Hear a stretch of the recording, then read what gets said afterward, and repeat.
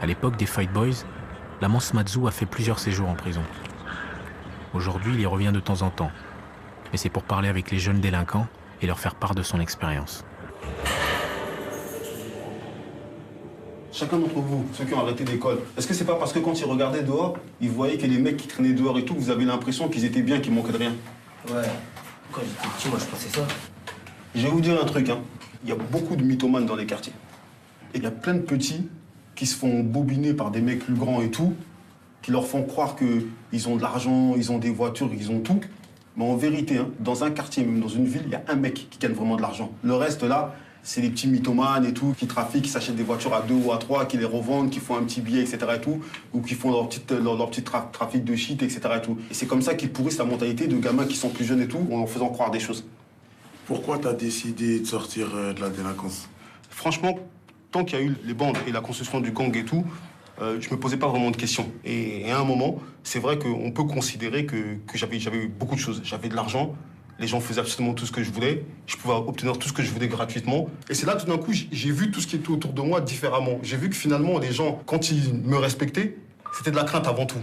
Et j'ai compris qu'en fait, ces gens-là, ils avaient peur de moi, mais je voulais pas qu'ils aient peur de moi. Et c'est à partir de là que ça a commencé à tourner dans ma tête et tout. J'ai commencé à réfléchir et tout. Et je me suis dit, ouais, que finalement, aussi loin que j'avais pu aller, c'était peut-être pas ce qui me convenait à moi. Est-ce que vous vous reconnaissez dans ce qu'il vous raconte là Non, Pourquoi non parce que c'est pas la même génération. Qu'est-ce que ça change? C'est qu'il n'y a pas de gang maintenant. Ouais, c'est pas des gangs. Par exemple, on va pas traîner avec des mecs du 7-7. On va pas se balader à 50. Voilà. On va se balader, tu es la bande. Avec les mecs de ton quartier. Et eux, ils n'avaient pas besoin de bien se saper, toi. Parce que tout à l'heure, on a vu les vidéos, c'était chaud quand même. En fait, c'est pas différent pour les raisons que lui avant. C'est différent parce que leur mentalité, elle a changé énormément. C'est une génération, en fait, qui est beaucoup moins patiente que ma génération ou la génération de mes parents. La génération de nos parents, eux, c'est des gens qui sont arrivés pour, on va dire, pour essayer un peu de vivre le rêve français, c'est-à-dire ils veulent se donner la possibilité d'avoir un bon avenir et surtout de donner un bon avenir à leurs enfants. Donc pour ça, c'était des gens qui étaient prêts à baisser la tête. Il ne faut pas avoir de problème, il ne faut pas avoir d'ennui, il ne faut rien dire, il ne faut pas répondre.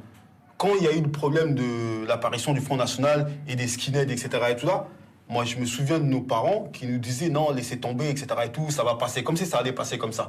Ben, contre ça, il y a des jeunes qui se sont insurgés et des gens qui sont insurgés pour être les premiers chasseurs de skins. Faut pas vous bluffer, les mecs. Hein. C'était pas des Noirs et des Arabes, hein. C'était des Blancs, des Français. Hein. C'est eux les premiers qui sont levés pour se battre, pour défendre vos frères, vos sœurs, mes frères, mes sœurs, etc. et tout. Après, petit à petit, il a commencé à avoir des Noirs, des Arabes qui sont rentrés dedans, etc. Ensuite, c'est arrivé les gens de ma génération. Nous, c'est nous, je pense, qui avons tout fait foirer, on a vraiment fait n'importe quoi. Au départ, tout était positif. Le mouvement hip-hop, quand il est arrivé, il nous apportait des valeurs qui étaient vraiment positives.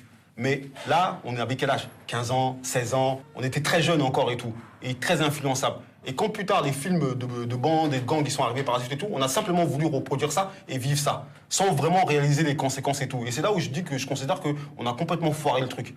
Et après, quand ça s'est calmé et que chacun a fait ce qu'il avait à faire et tout, il y a eu une espèce de moment que je qualifierais de zone tampon où pendant quelques années, il n'y a rien eu. Et puis subitement, il a commencé à avoir des histoires de quartier. Donc après, se sortir de tout ça, c'est un long travail en vérité. C'est un long travail. C'est un travail auquel doivent se mêler les grands du quartier qui sont prêts à s'investir pour faire des choses et tout. Les gens qui peuvent travailler dans les médiations, la mairie, les policiers. Il faut un vrai travail de fond.